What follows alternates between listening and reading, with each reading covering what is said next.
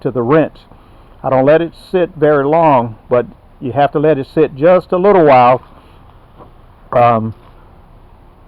to get the effect, so, and I say a little while, okay, an hour, but typically, I don't let it sit like overnight in fungicide rinse.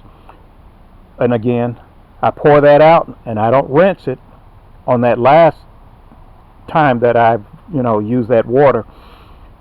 And again, the water itself, you can use it as part of your watering scheme, especially if you have warm temperatures and you're still watering your plants, pretty much the garden plants, because that tea is in part a fertilizer. So, plus you got fungicide in that last rinse. So I pour the water over my plants, and I use a big old whatever I can to strain it. I've got bread carriers and small net drink containers, and I'll take the backing that I use to cover my bonsai potholes. I'll take the whole sheet, put it down in the crates, and then I strain the water out, and then I put it into the crisper of my fridge, and there it sits. Now here's my secret. Even when you rinse that water out, if you're using you're going to do a large container or even a small container for that matter, I put in a little bit of the lactobacillus serum, not the stuff with the syrup in it or the brown sugar, and I say syrup, molasses syrup, or the brown sugar. You don't want the sugar in there, just the plain clear or yellowish looking serum, and that knocks down the odor. It stops the bacteria, and it stops all of the action that's going on with the decomposition of your leaves and your twigs and such. So if you do it, you'll immediately smell a difference in the odor. So anyway, for me that's another plus for using that lactobacillus. So I'm just walking around pretty much inspecting my little dudes. I keep saying I know that's going to be special one day. I'm working on it, but I've got sarissas on the rock, elms on the rocks.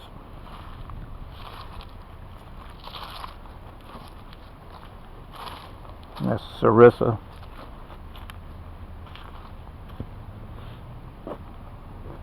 And that's his counterpart.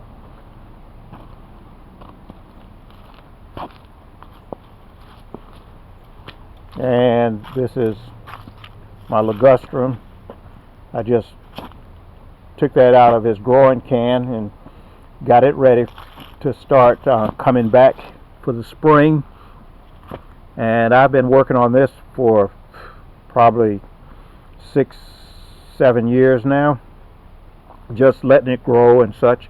I carved on it a little bit and just let it go. Didn't treat it, just let it set naturally, and then of course I'll carve on it some more here now that I've got the basic shape cut out. And of course I've left some longer areas here to finalize my growing, because I was going into the winter. I didn't want to get too drastic with it, even though cutting that out of its container and cutting it down is pretty drastic. But I have seen back budding is already started right there. You can see, I can see plenty of it, but the sun is kind of messing me up. You can see back budding in there. So this ligustrum, it does pretty good, So anyway, that's a pretty large size, and I left certain parts of this just to work it out next spring. I like cutting that part off and leaving this horizontal coming back there, because that kind of obscures the view here, but that's a nice little branch right there. There's a branch on the back side of it giving depth, so I can actually just cut that out and or just basically do some carving any place below that to keep that out of the crevice there, the V shape. And you can see there's a hole straight through there. So I'll go in and clean all of that out, work on that some more, and that's what happens when your tool slips. Amateur, rank amateur. I'm not rank. I took a bath last week. What's wrong with you?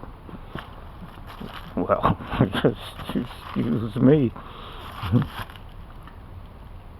So you can see some of that carving, but yeah, that's a nice one. I had another ligustrum like this, and it was a different shape and all, but it was really, really nice.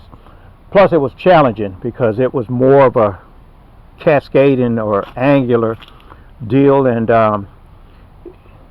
it made me really work to make it look cohesive. So anyway, I guess I'll turn this thing off. But there's lady.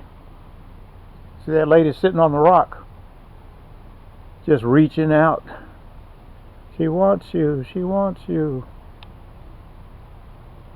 And this thing right here, this elm, I've been eyeballing it, and I don't know about it. I can't get it to really do what I want it to do, so I might air layer half, 3/4 of it out and regrow it from the stump and make something completely different out of it. Yep, I'll get it to do something. Yep, I sure will. So anyway, germinate your own seeds, whether it's Japanese green maple seeds or whether it's Trident maple seeds. You can germinate them. Lots of good information online, and you could always ask me.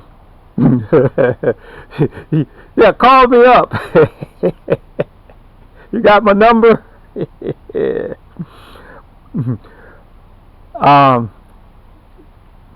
Yeah, I know there's enough comedians in the world. But anyway, just give it a try. Oh, let me say this. I see people sell seeds. 5 seeds, 10 seeds, 20 seeds. Look, don't waste your time with 5, 10, 15, 20 seeds. Yeah, it's cheap, and they may even send it to you for free, as they say, for $2, $3, $5. You know, for most of us, $5, $6 won't break us. But I sell this stuff. I'll give you a cup of seeds, the Tridents, that is, a cup of seeds.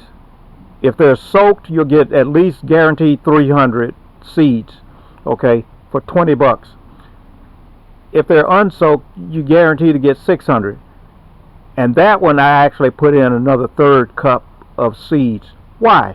So you can have a chance to get some good trees out of your germination bin. If you come up with 4, 5, 6 trees, you've got $20 worth right there, okay? But you're liable if you listen to people that really tell you, you know, when people talk in definitive terms, saying this is the way you do it, this is the way you do it, don't do it any other way, don't listen to them. But if they tell you to listen to the next person and put all that stuff together to come up with your own plan, then they're worth listening to. But 4, 5, 6, 10 seeds, it's not worth your time, because a lot of times these seeds are just sitting around, you know, for one season to the next, you know, over a lot of times. And if they're sitting in a dry area, they're going to lock up, and it's going to be hard to break the dormancy cycle. And if they put them in the cold freezer to store them from one season to the next to go along with their next batch, it's going to be hard to unlock the dormancy cycle there too, even more so with the cold, okay, and being dry. So, you know, ask questions and buy more seeds than, you know, just a few that people offer you. I mean, there's certain maple trees. I've got red maples around here. They can barely hit the ground before they're germinating, okay? But we're talking about those seeds that are a little bit more specialized or needy or care intensive, whichever way you want to look at it, that you have to put in some decent effort to get them to germinate. So know your seeds, but know too that it's not worth it to be buying 2, 3, 4, 5, 10 seeds. You know, you're going to be wasting your time. You know, just go buy a plant or two, put it in your yard and let it grow, and then collect your own seeds, you know, if it comes to that. But you can buy seeds, and it's fun trying to get the seeds to germinate, okay? But buy enough of them that it makes it worth your while. You know, you're bound to get a good amount of seeds out of your lot if you're going to buy, you know, 50, 100 or more, something like that, okay? Alright, so anyway, have fun. Bye-bye.